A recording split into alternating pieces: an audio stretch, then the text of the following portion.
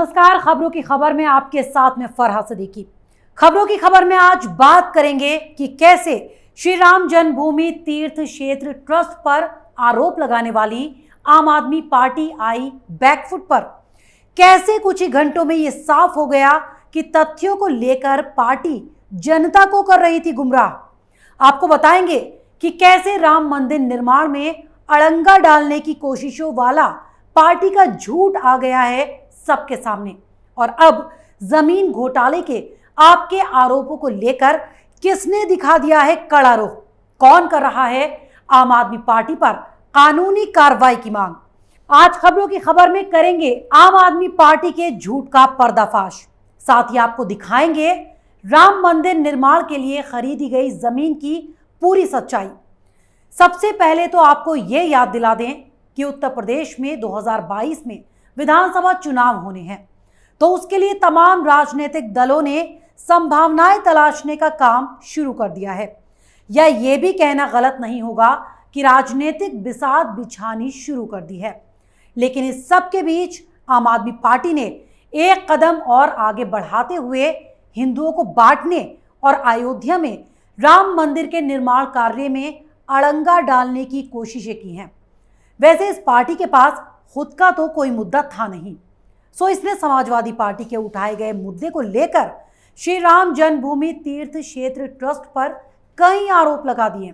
बिना सोचे समझे पार्टी सांसद संजय सिंह ने राम मंदिर के लिए खरीदी गई जमीन में बड़े घोटाले की बात कह डाली।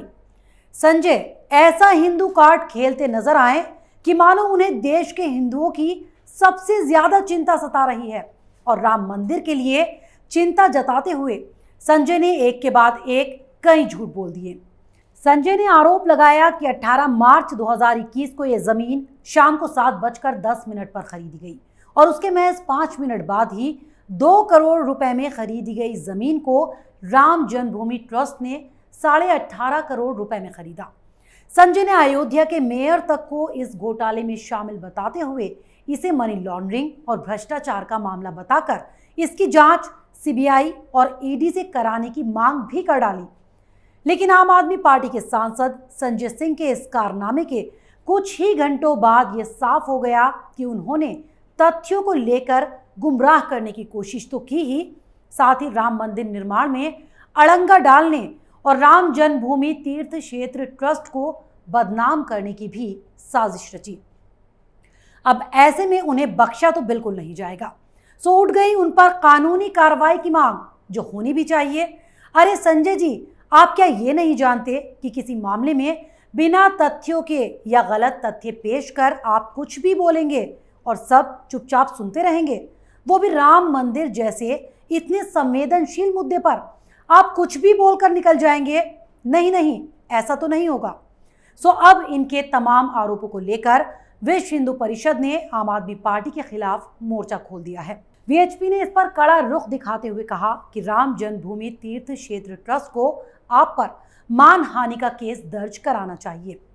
वीएचपी ने यह भी कहा कि इस बार इन्हें माफी मांगने पर ना छोड़ा जाए, बल्कि इन पर केस कर कड़ी कार्रवाई की जाए, ताकि आने वाले वक्त में ये ऐसी कोई भी हरकत ना करें, क्योंकि ये कोई पहला मामला तो है नहीं, बल्कि इस पार्टी और उसके नेताओं का बेबुनियाद आरोप लगाने और बाद में माफी मांग लेने का अपना ही एक इतिहास रहा है।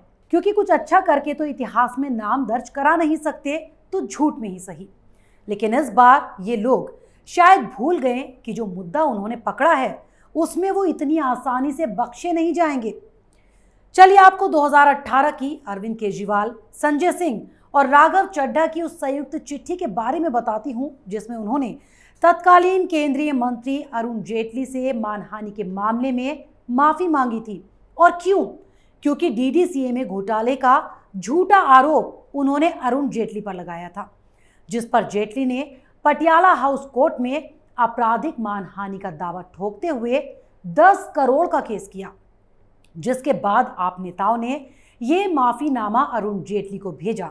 फिर 2018 में केजरीवाल ने इसी तरह ही एक पत्र लिखकर केंद्रीय मंत्री नितिन गडकरी से भी माफी मांगी थी, जिसमें कहा गया, हम दोनों अलग अलग दलों में हैं, मैंने आपके बारे में बिना जांचे कुछ आरोप लगा दिए जिससे आपको दुख हुआ होगा, इसलिए आपने मेरे खिलाफ मानहानि का केस दायर किया।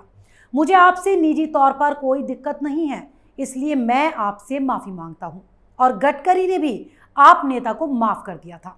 लेकिन ये केजरीवाल सिर्फ बीजेपी ही नहीं बल्कि कई दूसरे दलों के नेताओं से भी इसी तरह माफी मांग चुके हैं।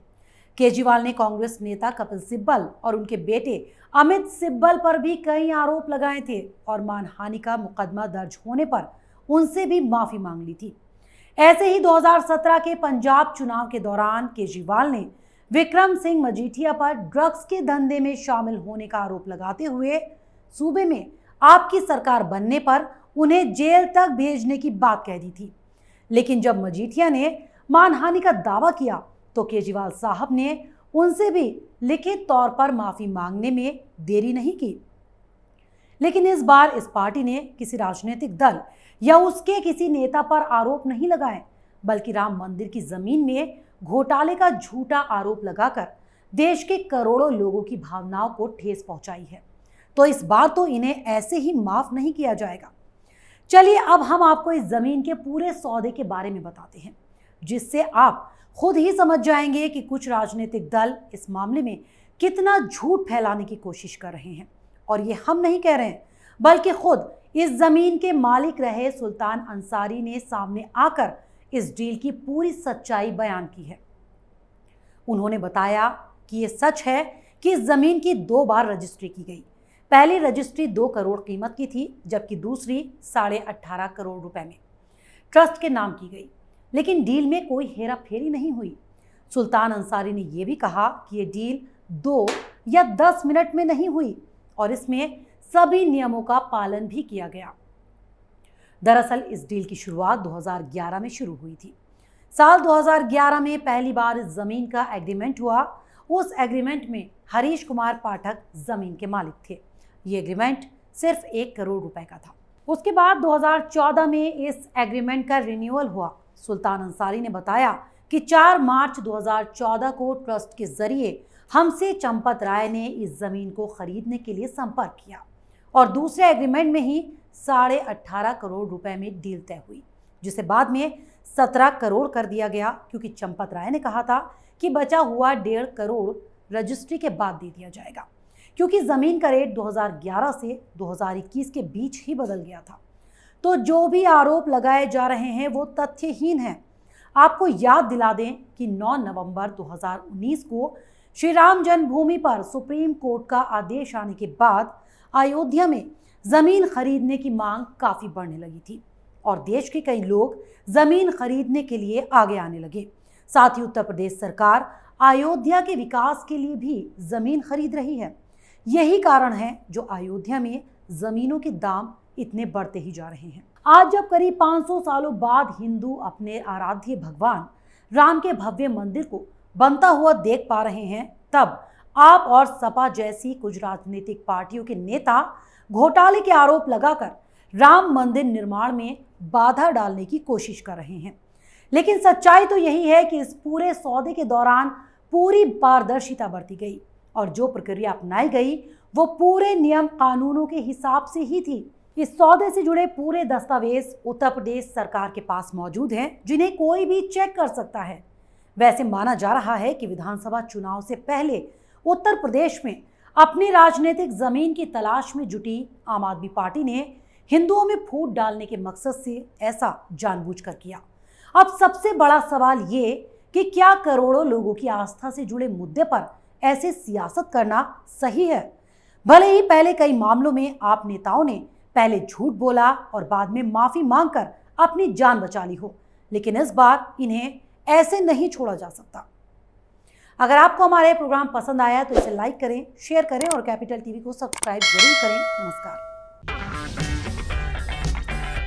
अगर आपको हमारा वीडियो पसंद आया हो तो इसे लाइक करें, हमारे चैनल को सब्सक्राइब करें और हाँ, बेल आइकन दबाना ना भूलें ताकि आप तक हमारे वीडियो की नोटिफिकेशन पहुंचती रहे। आप अपना सुझाव हमें कमेंट बॉक्स में दे सकते हैं। हमारे साथ जुड़ने के लिए शुक्रिया।